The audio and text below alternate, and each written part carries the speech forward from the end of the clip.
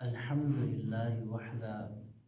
والصلاة والسلام علی من لا نبی بعدہ اما بعد فاعوذ باللہ من الشیطان الرجیم بسم اللہ الرحمن الرحیم حدثنا هشام بن یونس الکوفی انبأنا القاسم بن مالک المزنی عن الجریری عن ابی نضرہ عن ابی سعید الخدری رضی اللہ عنہ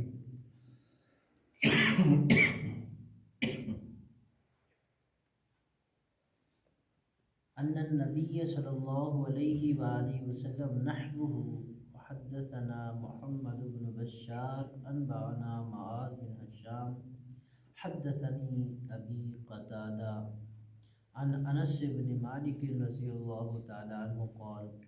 كان احب الثياب الى رسول الله صلی اللہ علیہ وآلہ وسلم يلبسه الحبر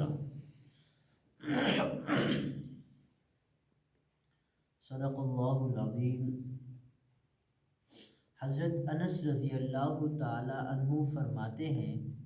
کہ حضور اکرم صلی اللہ علیہ وآلہ وسلم کو یمنی منقش چادر کپڑوں میں زیادہ پسندیدہ تھی۔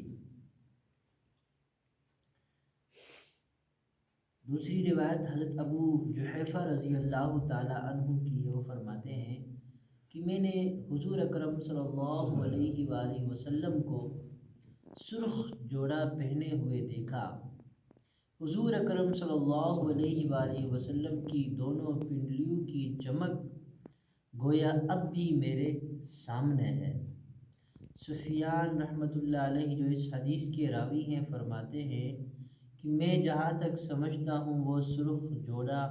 منقش جوڑا تھا۔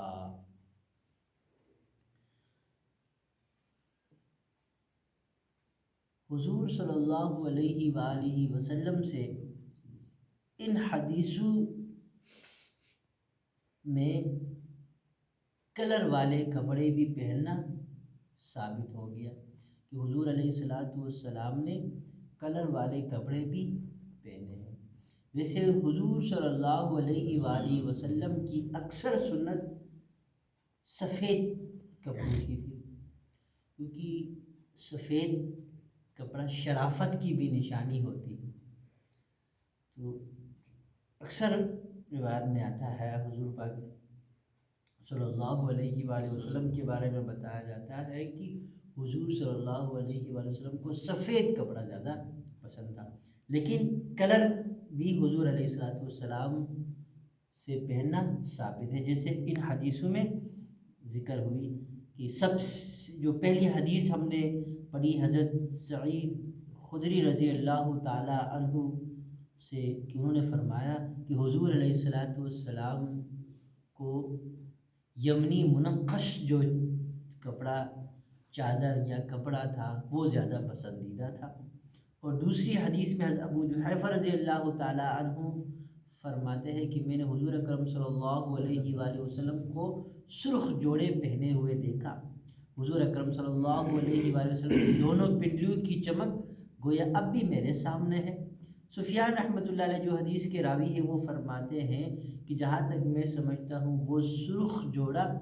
یعنی بالکل سرخ کپڑے کا کلر کا نہیں تھا، وہ کیا تھا؟ منقش تھا۔ یعنی ایک تو یہ ہوتا ہے کپڑا بالکل سرخ ہوتا ہے، ایک کپڑا سفید ہوتا ہے اس میں رنگدار یا لائنیں یا اس میں جو اس نقشے بڑے ہوتے ہیں، اس طرح جو سرخی مائل ہو جاتا ہے۔ تو وہ راوی فرماتے ہیں کہ میرے خیال میں وہ والا تھا۔ فائدے میں لکھتے ہیں کہ یہ حدیث بظاہر بات کی پہلے حدیث کے مخالف ہے جس میں کرتا کا سب سے زیادہ پسندیدہ ہونا بیان کیا گیا ہے۔ علماء نے اس کی مختلف توجیہیں فرمائی ہے۔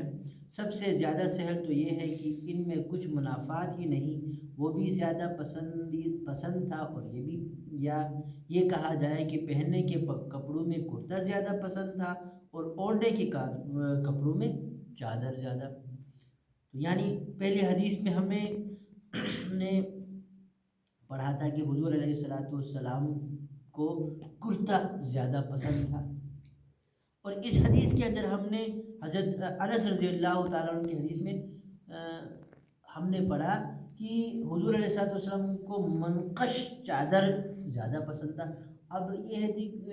کپڑے دو طرح کے ہوتے تھے، ایک تو جو سلے سلائے کپڑے ہوتے، ایک جیسے احرام میں باندھتے جیسے اسی طرح کپڑے نیچے لنگی باندھ دیا اوپر کپڑا اوڑھ کے بیٹھ دیا، اسی طرح بھی عرب میں رواج تھا۔ یہاں بھی اکثر پہلے زمانوں میں پنجاب کے دیہاتوں میں، آج کل بھی بعض جگہوں میں ایسے ہے تو یہ رواج بھی ہوتا تھا کہ صرف چادر اوڑھتے تھے۔ تو قمیص جو سلے ہوئے کپڑوں میں حضور علیہ والسلام کو ہو سکتا ہے کہ کرتا زیادہ پسندیدہ ہو، اور جو چادر وغیرہ استعمال کے لیے یہ ہے کہ جو یمنی منقش چادر ہے وہ استعمال وہ پسند ہو، ایسا ہو سکتا ہے۔ یعنی یہ ان دونوں حدیثوں میں تضاد نہیں ہے کہ پہلے میں ایک پسند فرمائی گئی دوسرے میں دوسری چیز کو پسند فرمایا، یعنی ان میں کوئی تضاد نہیں ہو سکتا ہے، اسی موقع محل کی بات ہو، ٹھیک ہے کہ نہیں۔ زیادہ گرمی میں یہ ہے کہ وہ چادر ہو اس میں آسانی ہوتی ہے، ہوا لگ جاتا ہے، اسی موقع محل کے بہت سے اس میں تعویلیں ہو سکتی ہیں پسند کی۔ بعض لوگوں نے ثبوت کے لحاظ سے اس حدیث کو زیادہ قوی بتایا ہے، بعض لوگوں نے اس پہلی حدیث کو اقسام لباس پر حمل کیا ہے کہ کپڑوں کی سب قسموں میں سے کرتا زیادہ پسند تھا، اور اس حدیث کو الوان پر یعنی رنگ کے لحاظ سے منقش چادر کا رنگ پسند تھا، یعنی کپڑوں میں وہ کرتا ہو گیا، اور رنگدار کپڑوں میں سب سے زیادہ یمنی منقش چادر زیادہ پسند تھا۔ بعض نے کہا ہے کہ یہ چادریں سبز رنگ کی ہوتی تھی، اور مقصود یہ ہے کہ رنگ کے اعتبار سے سبز رنگ پسند تھا کہ جنتی لباس سبز رنگ کا ہوتا ہے۔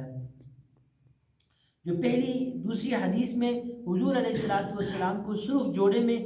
دیکھا گیا تھا، اس کے بارے میں فرماتے ہیں کہ یہ قصہ حجۃ الوداع کا ہے، جیسا کہ بخاری وغیرہ کی روایت میں بالتصریح موجود ہے۔ سفیان اس روایت کی مراد میں منقش جوڑا اس لیے بتلاتے ہیں کہ سرخ کپڑے کی ممانعت آئی ہے، اس وجہ سے علماء کا اس میں اختلاف ہے، یعنی زیادہ سرخ کپڑے پہننا حضور علیہ والسلام نے اس سے منع بھی کیا ہے، اس میں پسند نہیں بھی فرمایا، پہنا ہے جواز کے لیے جائز ہے لیکن زیادہ نہیں، کیونکہ سرخ کپڑے میں کیا ہوتا ہے کہ دنیا کی محبت زیادہ اظہار ہوتی ہے، اس لیے احتراز کرتے ہیں سرخ کپڑے میں۔ علماء کا اس میں اختلاف ہے، چنانچہ حنفیہ کے بھی اس میں مختلف اقوال ہیں۔ سب سے پہلے باب میں بھی گزر چکا ہے کہ اس میں تفصیل ہے جو کپڑے کے تعین کے بعد علماء سے تحقیق کی جا سکتی ہے۔